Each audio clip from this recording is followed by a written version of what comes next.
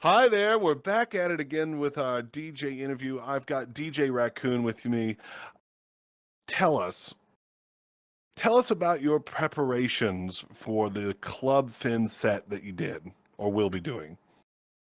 Well, preparations actually started a little bit before the acceptance into and where the rejection letters came out. Mainly just because whenever I do make sets, I like to be super meticulous with them. I am very detailed oriented and generally don't like to have mistakes in them. Some DJs are, no, you gotta have mistakes for more authenticity of actually mixing, but I just don't roll that way. The general process was a lot of recording. I think I have if I had to pull it off the top of my head, probably 300 different recordings of just specific sections Mhm. of the set, splicing it together to make it exactly how I wanted, you know? I think of it as more production out rather than this is me in the moment. I I that's just how I've always done DJing, and I will continue to do it that way. You're overly meticulous, but that's a good thing. So then tell me, with your meticulousness, what has been your experiences with the VR DJ or VR club scene?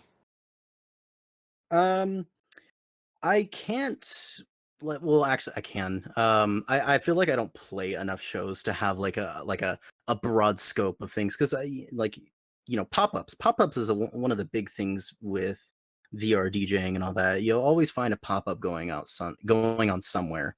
Um but for me, I've only ever really done bigger events. We got Vibe Night, we got I Wait, there's Placeholder Club, which was where I started out. And Club Fin as well. I played back during Aqua, and that was such a good set. But with the scene itself, um, I can sometimes find myself in a position where I feel like I just even starting out like a set early, I don't have the time to get my set exactly how I want it to. Um, I'm usually a little slow, but for I guess good reason, depending on how you see good reason. But for me, I always want to provide a good quality set that, for me myself, I can go back and listen to, and just every moment of it go as hard as I can. Stomp it in my room alone, like nobody's watching. So then, what was your inspiration to start DJing? Ooh, there's a lot of inspiration. I think a lot of it back at the very, very beginning had to do mostly with Dead Mouse and all that. I was a huge Dead Mouse fan. Um and it mainly all started from me just wanting to see how he did his mixes, because you can go to a concert and you can listen to someone perform live, but you gotta question sometimes, was that pre-made? Was that done live? Can I do that? And that was the question I had for myself. So a lot of my beginning DJing stuff that I did was just me replicating um, drops or transitions that I heard from mixes that I found online. Mainly Dead Mouse, but it went on as as I got better, and I went more and focused on a genre that I was more keen to at the time, or I started falling more into. And so, what kind of techniques did you learn from it, and what are you applying these days? Um, Starting out, it taught me a lot of the basics, to be honest. Beat matching, mixing in key, making sure that you're not just being overly crazy with effects. I know that's something that some newer DJs will fall into. That flanger knob. But One of the main techniques that I have found myself utilizing pretty much every set. I don't think I've made a set without this technique. Is something I don't even know if this is the actual name of it, but something I like to call chop remixing. It's basically taking the form of mashups and chopping and splicing them together. So you'll have a drop, and usually I'll have a second song playing in the background that no one can hear. The channel for that song is off, and just every so often I'll use like little one shots or vocals from the song that you can't hear, and I'll just quickly switch so that you hear them, and then switch back to the drop that you're listening to. So it's like a very like quick like or sometimes it's like a full 4 bars and it's like but it creates a sense of I can't think of the word, but I would say more it creates like a sense of anticipation, um a sense of not knowing what a drop's actually going to be like.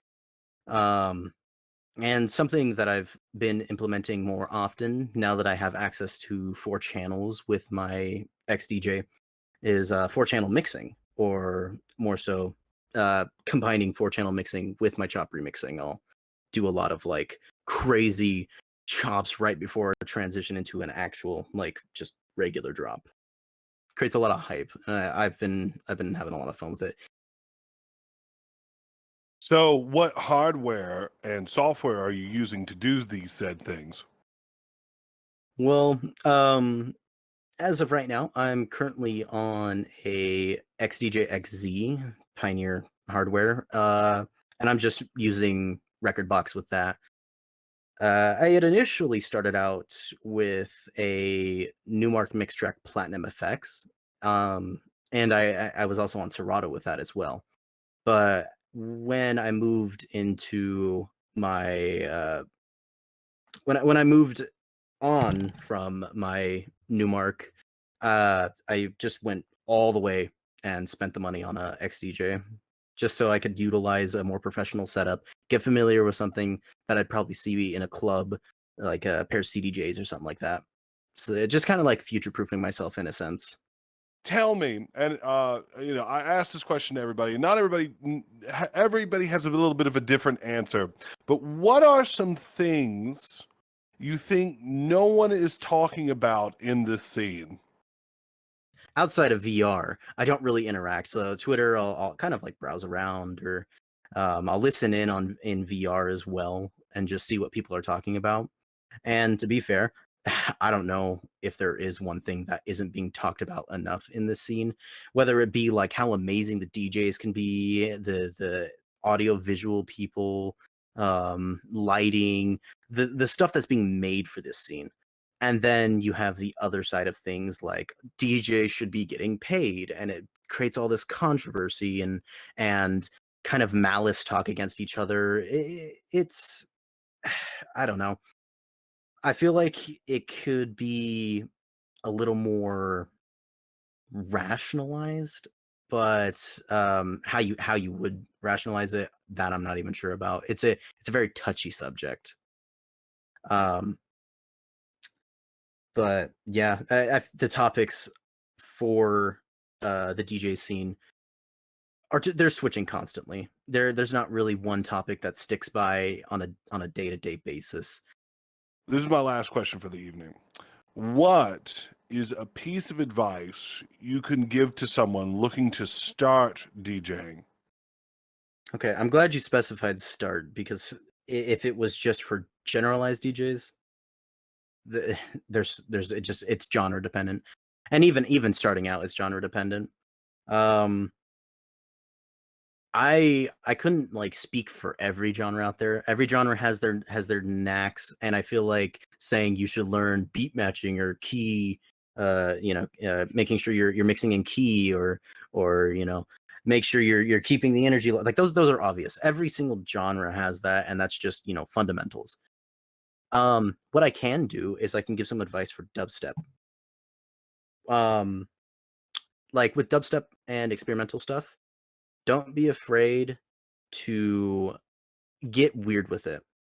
Dubstep, I feel like, is one of the more malleable genres. You have a lot more um you have a lot more ability to manipulate the sound and bring a set in the direction that you want to. Um and because of that reason, it can make it easy, but then at the same time, you also have to be careful of energy. Energy is very important. You don't want to tire people out very quickly.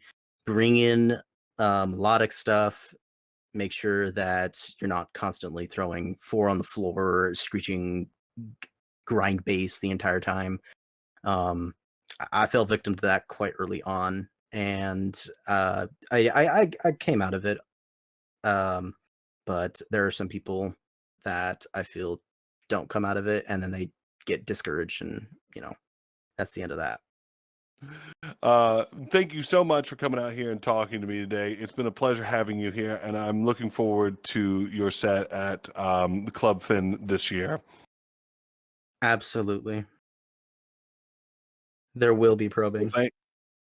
oh, okay. Well, thank you very much. I like it. I love it. I don't necessarily need any more of it, but we'll go with that. All right. I'm not joking. Oh, well. Thank you so much for talking to me today, and thank you for watching. So we'll see you next time. Goodbye, folks. Goodbye.